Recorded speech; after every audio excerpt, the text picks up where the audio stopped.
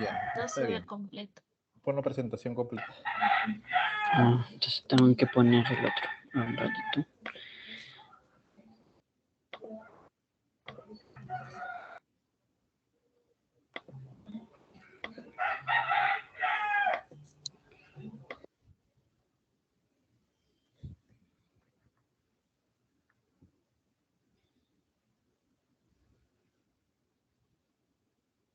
Y ahora sí, perfecto.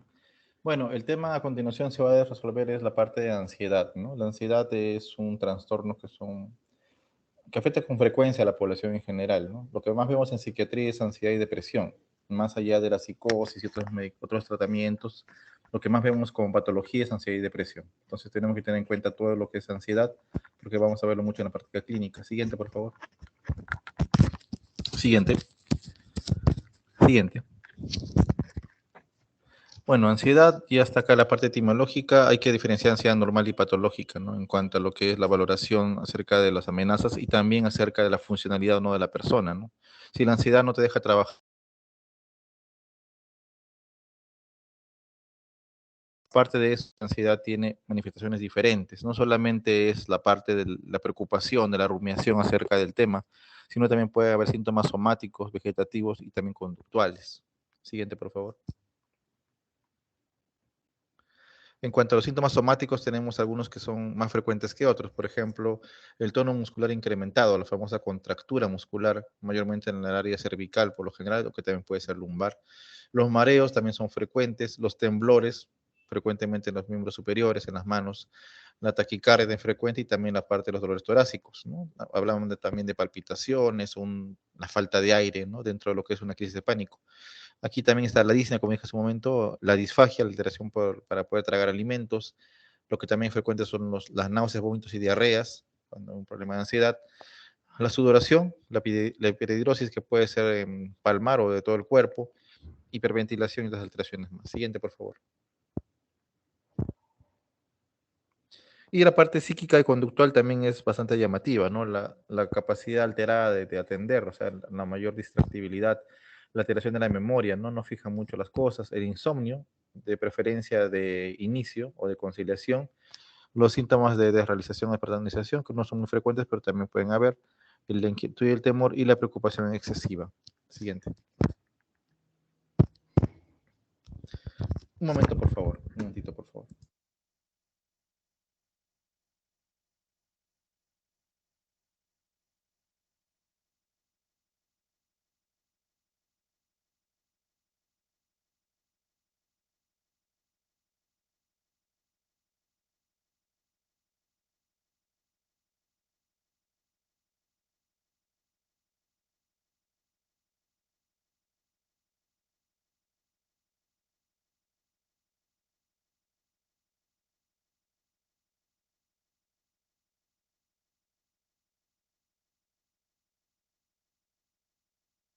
Y ahora sí, disculpen. Entonces, este cuadro de acá es del DSM-5, ¿no? En el cual divide los trastornos de ansiedad en estos subtipos que están a continuación, ¿no? La ansiedad de separación, mutismo selectivo, fobia específica, son patologías que se dan bastante en la niñez. La fobia social, la ansiedad social, también se da en niñez y adolescencia y también adultez. Trastorno de pánico, que es bastante frecuente, la agorafobia y la ansiedad generalizada, ¿no? Ahí ponen como líneas punteadas unos trastornos que antes pertenecían a lo que es el capítulo de ansiedad, pero ahora tiene un capítulo aparte, los que son relacionados con el trauma y el estrés, y lo que es el TOC, ¿no? Que también forma parte de otro capítulo, no del de ansiedad, ¿no? Entonces ahí vemos las que son dadas según el DSM-5. Siguiente, por favor. Siguiente. Bueno, la parte epidemiológica es importante, ¿no? Para saber qué es lo que nos afecta más.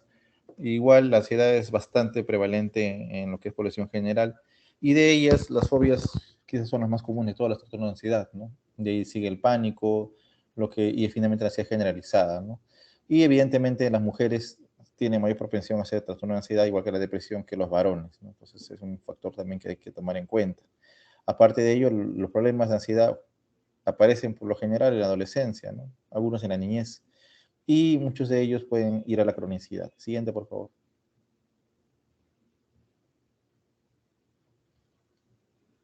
Ahora, los problemas de ansiedad puede ser parte también de otro tipo de alteraciones, ¿no? Puede haber una ansiedad que es primaria o una ansiedad secundaria. Aparte de ello, ya hablamos acerca del inicio de problemas de ansiedad, por lo general en niñez o adolescencia, y en promedio 12 años. Y algunas condiciones pueden ser crónicas en el tiempo, es decir, pueden a veces no mejorar o pueden mejorar en una temporada y reaparecer cuando hay mucho estresor.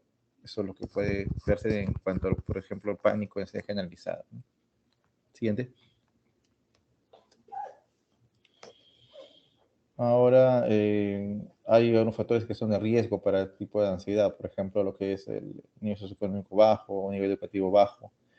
Sin embargo, también se ve que en estadios altos de lo que es estado socioeconómico y también en educativo también alto, también hay ansiedad. Entonces, decir o que es uno u otro estrato no es tan exacto, entonces es algo más complejo, ¿no? También en la parte racial es algo más complicado. Algunos aparejan más a lo que son los afroamericanos y los hispanos en más bajo, pero también es controversial. Y habría que ver también la realidad, si es que en el tiempo se ha vuelto más frecuente por este tipo de sociedad que tenemos y la competitividad que se genera, que la ansiedad sea más frecuente, ¿no? Como un trastorno. Siguiente. Siguiente. Bueno, el origen de la ansiedad tiene varias aristas, ¿no? Varios orígenes, varias causas que podemos encontrar. La parte genética es importante, ¿no? Si tienes un papá o una mamá ansiosa, probablemente también tengas mayor riesgo de ser ansioso, ¿no? Y también hay aspectos también del sistema nervioso central, ¿no? El simpático, lo que es, o el parasimpático, y también lo que es el uso de sustancias que pueden generar ansiedad, ¿no? Por ejemplo, la cafeína u otros medicamentos que pueden ser energizantes y desencadenar síntomas de ansiedad. Siguiente, por favor. Y si vemos un nivel más molecular, vamos a encontrar que hay ciertos neurotransmisores que están relacionados, por ejemplo, lo que es la noradrenalina, o lo que es el GABA, serotonina, dopamina, entre otros, ¿no? Quizás el llamativo más, quizás es el GABA, ¿no? Que es relacionado con lo que es la ansiedad. Y precisamente allí estarían jugando el rol las benzodiazepinas, ¿no? Porque ellas actúan sobre el receptor GABA. Entonces habría alguna cierta relación en cuanto a una mala funcionamiento del GABA, ¿no? Siguiente. También hay ansiedad en otras condiciones o enfermedades médicas y psiquiátricas, ¿no? Por ejemplo, médicas puede haber hipertiroidismo, hay algunos problemas también de lo que es alteraciones de la glucosa, algún feocromocitoma, algunos signos premenstruales también pueden causar con ansiedad, enfermedades dolorosas también pueden generar mucha ansiedad, mucha depresión, y también psiquiátricas, ¿no? De repente va a haber ansiedad secundaria en la depresión o en la esquizofrenia, o de repente también en el trastorno de personalidad o en consumo de drogas. Y evidentemente van a tener factores psicosociales, ¿no? Más que todo dado por la sociedad, por pérdida de trabajo, por nuevo trabajo, etcétera, ¿no? Siguiente. Aquí la parte de sustrato neuroanatómico que se correlaciona con lo que es la ansiedad y algunas áreas que son más importantes que otras, por ejemplo la amígdala, que es muy importante en lo que es ansiedad y lo que es el miedo, ¿no? Entonces es un estudio importante relacionada con otras más, ¿no? Por ejemplo la corteza, ¿no? El órbito frontal, que también está relacionada, el hipocampo, que es el recuerdo, el locus ceruleus, donde está más la adrenalina y otras áreas más, ¿no? Siguiente, por favor. La clínica siguiente. Entonces vamos a hablar uno por uno. Trastorno de pánico también llama trastorno de angustia, ¿no? Hay muchas crisis, ataques, ¿no? En los cuales hay síntomas somáticos psíquicos importantes y que tienen una prevalencia no despreciable, ¿no? Más frecuente en mujeres, inician en los 20, aunque también pueden iniciarse antes, y se caracterizan por lo siguiente. Siguiente, por favor. Evidentemente van a haber algunos síntomas que se van a presentar de forma aguda, van a durar poco, 15 minutos, 30 minutos, y van a parecerse mucho a un ataque cardíaco, no un ataque del corazón. El paciente toca el pecho, dice que le falta el aire, que le duele el corazón, que está palpitando. Después pasa que le falta el aire y a veces uno se puede hasta desmayar o pensar otro tipo de cosas. Entonces, ese sería el cuadro que sucede cuando hay un ataque de pánico, un trastorno de pánico. En trastorno de pánico hay mucha crisis de pánico, ¿no? Y ellas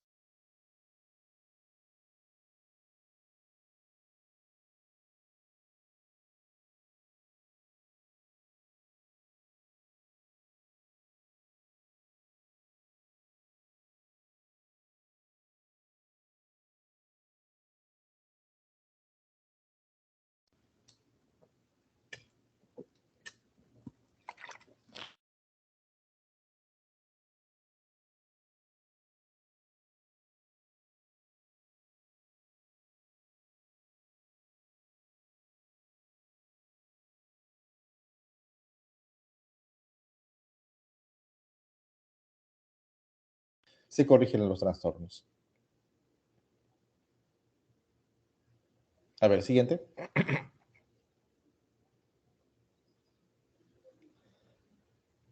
Los síntomas psíquicos y somáticos, hemos hablado acerca del dolor torácico, la falta de aire, la parte también digestiva, en los neurológicos, la falta de estabilidad, ¿no? La sensación de mareo, de temblor, y evidentemente la sudoración. Psíquicos, ya el paciente tiene miedo a morir o volverse loco, también es la situación, y en otros casos más severos de realización. Siguiente. La parte de la agorafobia también es importante, muchas veces se da con pánico, ¿no? Entonces, la agorafobia tiene el temor de las personas a que venga el ataque en un lugar donde no puede escapar, un lugar demasiado abierto, con mucha gente.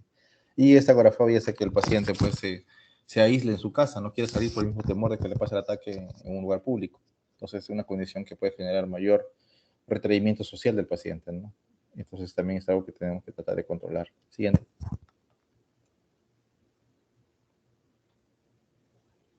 Está más suave que la agorafobia, ¿no? El miedo especial de que eso ocurre en sitios públicos y eso modifica los hábitos de vida del paciente, ¿no? Entonces, más la agorafobia, consecuencias sobre la vida del paciente también, obviamente lo sabemos, y la comorbilidad. Siguiente, por favor. Ahora sobre la fobia. Las fobias son algunos trastornos que son relacionados con un temor desproporcionado hacia algo, hacia una situación especial, hacia un animal o otro más, lo que puede generar hasta un ataque de pánico, ¿no? Entonces las fobias son muy frecuentes, pero no llegan mucho a la consulta por el mismo temor de la persona al ridículo, ¿no? Entonces solo llegan cuando son demasiado severas. Las fobias pueden ser de muchas cosas, de muchos estímulos, pero más frecuente a veces puede ser quizá la social, ¿no? Las alturas, algún animal de repente, ¿no? Y va a generar en el paciente, cuando no se controla, un sentimiento de temor, de vergüenza, ¿no? Humillación ante el objeto fóbico, ¿no? Y eso pues, generalmente va a tener que ser pues parte de tratamiento, ¿no? De tratar de acercar a ese tipo de situaciones y tratar que el paciente lo pueda tolerar. Y el paciente, pues, cuando no puede evitar que se acerque mucho al estímulo fóbico, puede llegar a un ataque de pánico dentro de todo ese temor. Siguiente. Entonces, fobia específica, fobia social y agorafobia son los tipos de fobia más frecuentemente dados. Siguiente. La específica, bueno, hay de todo tipo de fobias, ¿no? Entonces, hay fobia tipo animal o zoofobias, miedo al gato, miedo al perro, miedo al caballo, etcétera. Tipo ambiental, ¿no? Algunos temores relacionados con situaciones ambientales, digamos, a la parte de tormentas, terremotos, por decir algún par de ejemplos. De tipo médico, bueno, lo que es a las agujas, a las vacunas, a la inspección de un médico, etcétera. Y tipo situacional, bueno, y eso es lo que es el aparejo de situaciones tipo subir un avión o entrar a un elevador, etcétera. Siguiente, por favor. Entonces también la fobia social, que es una fobia bastante frecuente, ¿no? Es frecuentemente dada en pacientes que no pueden, por ejemplo, comer en público, exponer en público, porque le causa mucho temor, mucha ansiedad. Empiezan a sudar, no quieren exponer, se aíslan, se tapan con la cámara, etcétera. Entonces hay muchas cosas así. Y aquí vemos también que los pacientes pueden desarrollar una ansiedad anticipatoria, es decir, que les toca exponer y entonces están asustados, entonces pueden llegar pues a evitarlo, como sea el estímulo de exponerse ante el resto, ¿no? Y esto limita mucho su vida social, baja la autoestima, entre otras cosas, ¿no? Siguiente.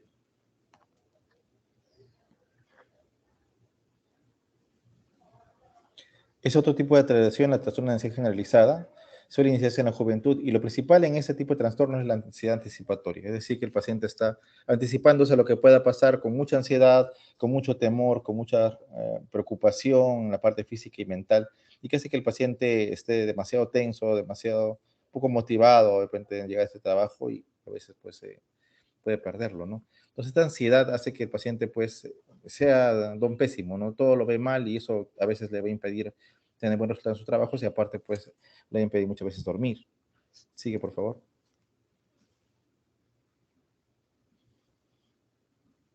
Prevalencia más que todo en mujeres, más que en hombres, muchas comorbilidades, mayormente con depresión. Pueden haber también quejas somáticas atípicas, más que todo en la parte gastrointestinal. Y evidentemente habría que ver algunas diferencias con otro tipo de trastornos, ¿no? Siguiente. Síntomas psíquicos y somáticos, ya hemos hablado acerca de eso, la ansiedad anticipatoria es lo principal en este tipo de situación, y los somáticos, muchos síntomas que pueden generarse dentro de ese trastorno. Siguiente. Ahora viene el tema del estrés agudo y estrés postraumático. Estos se caracterizan porque había un estímulo que es desproporcionadamente fuerte, no es un trauma, es algo que no es nada normal. Por ejemplo, abuso sexual, de repente presencia de algún asalto violento, ¿no? En el cual ha habido uso de armas, o la han amenazado, o la han golpeado. Entonces, en este caso puede haber lo que es un trauma, ¿no? También en la parte de abuso sexual, bastante pues en las chicas, ¿no? El abuso sexual o el acoso sexual callejero también puede desencadenar en un problema de ansiedad. Y por ello, entonces, habría que tener en cuenta dos cosas, ¿no? Si es que las quejas van más allá del mes en síntomas, hablamos de postraumático, pero si se quedan solamente menos de un mes, hablamos de un estrés agudo y que el pronóstico es mucho mejor. Va a depender de cada paciente, obviamente, ¿no? Entonces, estos trastornos fueron quizás vistos primeramente en la psiquiatría militar, ¿no? En lo que son veteranos de guerra de Vietnam. Y posiblemente se vio que también había en otras situaciones en tiempos de paz en los cuales había mucho temor y podía generar algún trauma, por ejemplo, las violaciones. Siguiente. Bueno, igual hay factores para desarrollar ese tipo de trastornos, del miedo es importante. Y también a veces algunos pacientes pueden tener otro tipo de condiciones médicas añadidas que puedan hacer que el trastorno no sea tan, eh, quizá tan implicado, tan tratado, ¿no? Siguiente. Bueno, suele iniciarse el problema tras la exposición a una evidencia catastrófica o traumática, ¿no? Te pasó algo intenso, viste matar a alguien o viste que secuestraron a alguien con una pistola, el síntoma inicia casi siempre en tiempo, ¿no? En el mismo tiempo de la presentación del estímulo pues, traumante. Aunque algunas personas pueden tener un inicio demorado, pueden darse después de meses de haber sufrido pues, lo que es la pérdida de una persona, por decir algo, ¿no? Ahora, hay síntomas que son diferentes, por ejemplo, conductual, somáticos y disociativos, ¿no? Y vamos a ver que tiene que ver mucho el tiempo, ¿no? Si es más de 30 días, vamos a diagnosticar más un estrés tipo postraumático. Si es más de 30 días, el estrés agudo. Pero el estímulo va a ser básicamente el mismo, ¿no? Siguiente.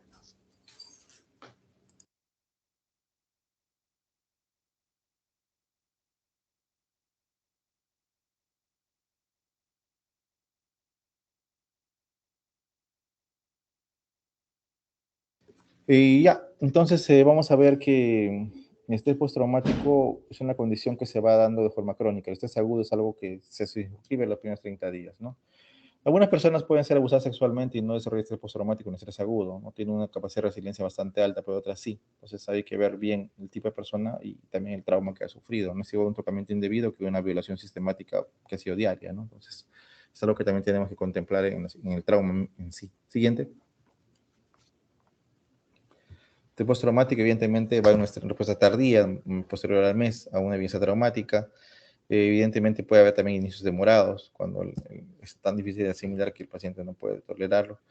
Y van a haber tres síntomas principales, ¿no?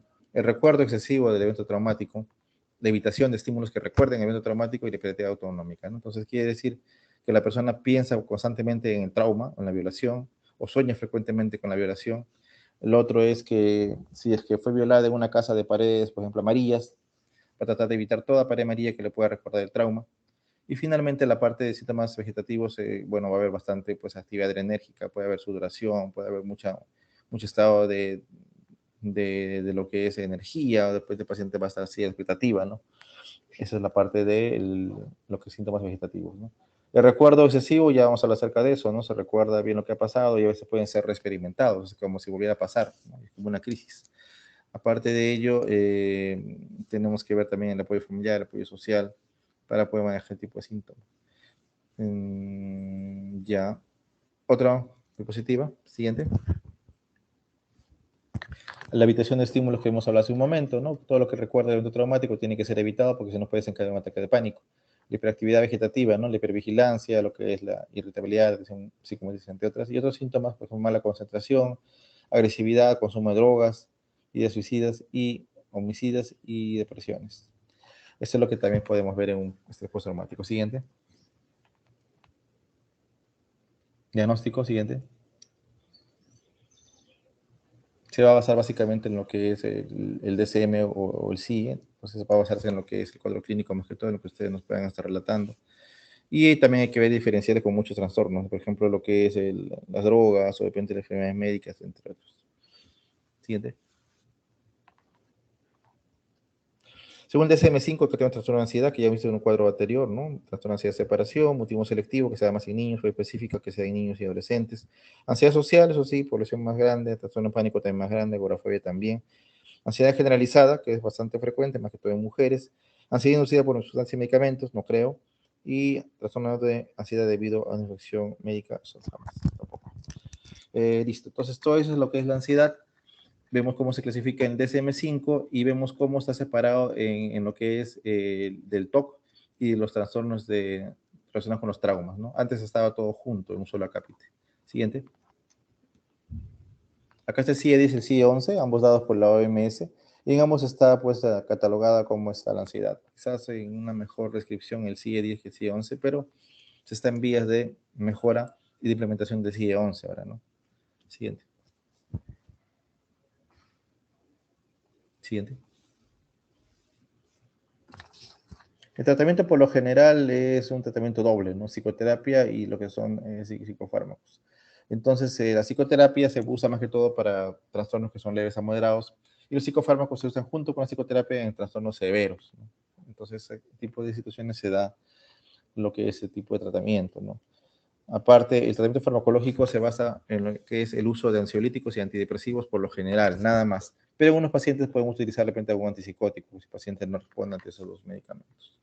Siguiente.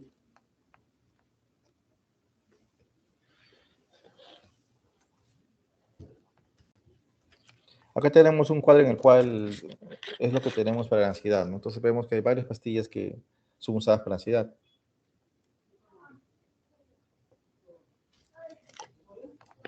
A la cabeza los ISRS que hablamos hace un momento, ¿no? La fluoxetina, sertralina, citalopram, paroxetina y fluvoxamina. Y de ellos vamos a ver que hay aprobaciones por la FDA para ciertas condiciones, ¿no? Vemos que hay aprobaciones para lo que es el trastorno de pánico, para la ansiedad social, algunos tienen aprobaciones, y por ejemplo también se puede utilizar para lo que es el TOC, ¿no? Ahí están las dosis terapéuticas, los rangos de dosis, por ejemplo, fluoxetina 20-60, pero por ejemplo usamos 20 hasta 40 nada más, sertralina de 50 a 200 es correcto, usamos a dosis de ese estilo, y los demás fármacos, ¿no? Cuando ya fracasa un ISRS pasamos a un dual, no, pasamos a otro ISRS. Si fracasan dos ISRS vamos a un dual recién, como la duloxetina, la venlafaxina y la venlafaxina, ¿no? Que son más caros, pueden saber qué hacen en lo que es ansiedad generalizada. Ahí están las dosis también cargadas, duloxetina 30-60, venlafaxina de 75-300 y la venlafaxina de 50 a 100, ¿no? Ahora, antes teníamos tricíclicos IMAO, que actualmente IMAO no hay en Perú, no hay en Estados Unidos. Y tricíclicos tenemos dos, pero que se usa más en niños, la clomipramina. Pero también tenemos otros la midiclina, ¿no? Que es un buen medicamento. Ahora hay antidepresivos que son medio mixtos, otros llaman antidepresivos NASA, que son los antidepresivos en los cuales hay una acción no solamente sobre serotonina, sino también sobre otros receptores que son presinápticos.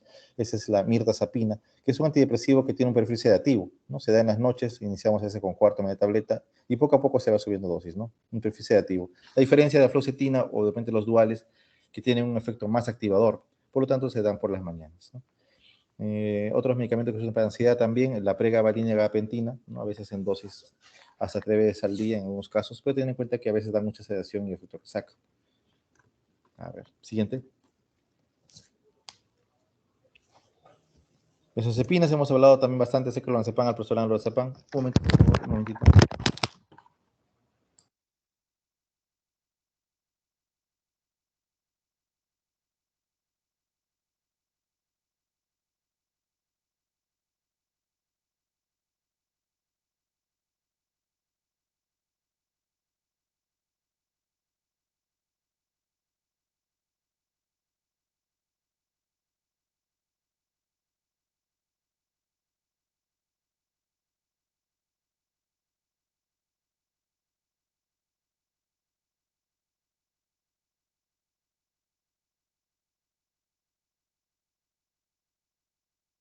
Listo, entonces también tenemos el uso de besocepinas como clonazepam, alprazolam, entre otras, que también pueden usarse en un primer estadio junto con antidepresivos y también solos en caso de que sea un problema adaptativo, ¿no? Cuando la ansiedad es muy intensa, podemos usar antipsicóticos tipo lanzapina, quetiapina, que son fuertemente sedativos, beta bloqueadores como propranolol y otros medicamentos más para lo que es ansiedad. Siguiente. Acá hay algunos consejos que dan en el Kaplan de manejo para la trastorno de ansiedad en cuanto a psicofármacos, los ISRS de primera elección, Iniciar con dosis bajas y también subir las dosis lentamente. Dosis altas no son asumidas como rutina, pues se puede usar benzodiazepina juntamente con los antidepresivos inicialmente por un periodo bastante corto y muchas veces los fármacos son utilizados por un periodo bastante largo para evitar las recaídas, ¿no? Acá hablan de un mantenimiento por lo menos de unos 6 meses, pero por lo general vamos hasta el año. Siguiente. Aparte de la parte psicofarmacológica, que suele ser pues larga, 9 meses a un año, también tenemos la parte de psicoterapia. La psicoterapia más empleada para ansiedad es la cognitivo-conductual, que también suele ser de 6 a 8 semanas, a veces terapias semanales o 2 veces por semana, que van a enfatizar acerca de algunos pensamientos que pueden empeorar lo que es la ansiedad y la depresión. Entonces también hay que considerar que algunos pacientes que tienen un trastorno leve a moderado pueden requerir solamente psicoterapia y no necesariamente llegar a los fármacos. Eso es algo que tiene que evaluarse y verse si es que requiere solamente terapia psicológica o requiere fármacos, o requiere ambos, ¿no? Ese sería un resumen acerca de la clase de ansiedad que la tienen ustedes ya y que pueden leerla cuando deseen. Y no sé si habrá algunas preguntas acerca del tema que se ha expuesto.